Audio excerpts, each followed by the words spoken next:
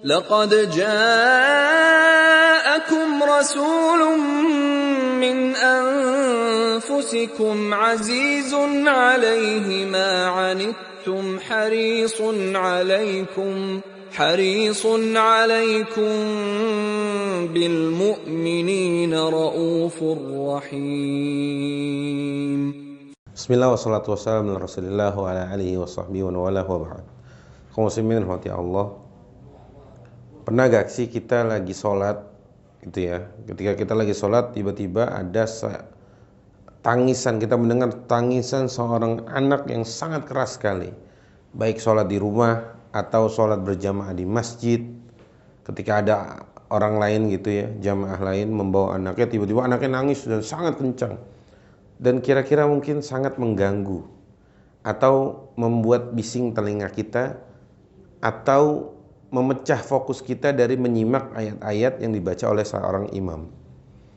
Hal itu pernah kita rasakan, pernah kita alami mungkin beberapa kali lah gitu ya dalam kehidupan kita. Tapi ada yang menarik teman-teman, ternyata tangisan anak kecil yang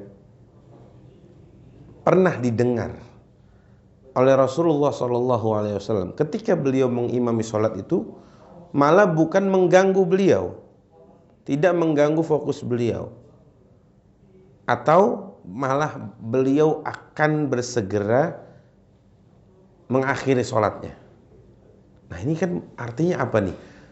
Artinya Rasulullah itu kan sholat itu ini ya, ibadah yang agung, ibadah yang besar gitu ya, ibadah yang mulia. Kok bisa-bisanya Rasulullah SAW mempercepat sholatnya hanya untuk supaya anak kecil tadi, katakanlah itu ada ibunya selesai dan langsung mengambil anak kecil tadi, langsung mengurusi anak kecil tadi, langsung mengambil alih, mendiamkan, menenangkan dan lain sebagainya. Nah, ada sebuah kisah diceritakan oleh Anas bin Malik radhiyallahu anhu. Mungkin teman-teman, wah ini kok yang paling banyak meriwayatkan Anas bin Malik? Ya karena Anas bin Malik itu hampir hari-harinya bertemu Rasulullah SAW atau membersamai Rasulullah SAW. Suatu kali Rasul bercerita kepada Anas bin Malik. Kata Rasulullah, "Inni la adkhulu fi shalah wa ana uridu italataha."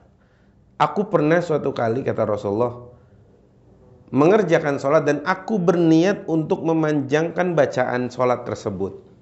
Tetapi ya, fa asma'u buka as-sabi, tapi aku mendengar ada tangisan anak kecil ketika aku sholat, yang tadi niatnya Rasulullah mau memanjangkan bacaannya, tapi gara-gara dengar anak kecil nangis, akhirnya Rasulullah mengatakan fa'atajawwazu fi salati mimma a'lamu min syiddati wajdi ummihi min bukai.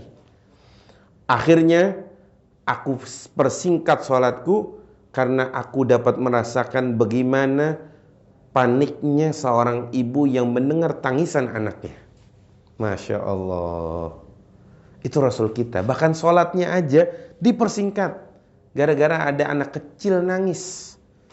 Dan Rasul bisa merasakan bagaimana paniknya ibunya. Mungkin anak kecil ketika nangis itu karena terjatuh kah? Karena megang apa? Karena ketimpa apa? Dan lain sebagainya. Sedangkan yang ada di situ ibunya atau ayahnya yang sholat, udah pasti gak khusyuk. Akhirnya Rasulullah persingkat. Sholat itu demi si ibu bisa mengambil anaknya, menenangkan anaknya, membersamai anaknya kembali dan agar anaknya tidak nangis lagi.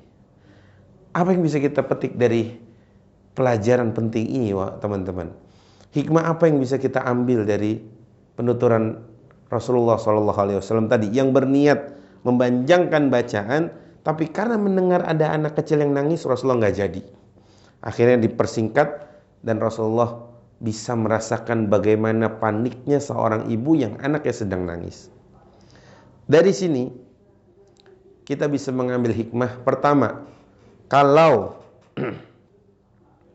ada orang yang niat sholatnya ingin memanjangkan bacaan sholat, ya, Tapi karena ada beberapa kondisi maka lebih baik diringankan karena melihat maslahat banyak orang. Itu ajaran Nabi kita SAW. Kemudian lihat bagaimana kasih sayangnya Rasulullah. Rasul bisa merasakan apa yang dirasakan ibunya. Ya Allah, Rasul juga orang tua. Rasul merasakan, Rasul pernah punya anak-anak yang lucu-lucu itu, yang ketika nangis mungkin Rasul juga tidak, atau hatinya berat. Dalam artian Rasulullah tidak tega melihat anaknya nangis. Dan itu yang Rasulullah lakukan juga saat beliau menjadi imam dan ingin memanjangkan bacaan, tapi beliau mendengar tangisan anak bayi. Itu sama dalam hati Rasulullah. Seakan Rasulullah bisa merasakan bagaimana paniknya seorang ibu. Ya Rasulullah, Rasulullah tuh begitu ya. Urusan sholat lo diringankan, padahal ini sholat. Lihat Nabi kita SAW. Baik, coba hati seperti apa itu Rasulullah itu? Rasulullah kan sebenarnya bisa aja egois gitu ya. Enggak, ini harus saya panjangin. Ini ibadah sholat, ini ibadah yang harus fokus, khusyuk. Tapi ada anak kecil nangis, bubar jalan itu. Tapi Rasul mendengar anak kecil nangis, akhirnya Rasulullah langsung persingkat. Nah itulah teman-teman, maknanya artinya apa?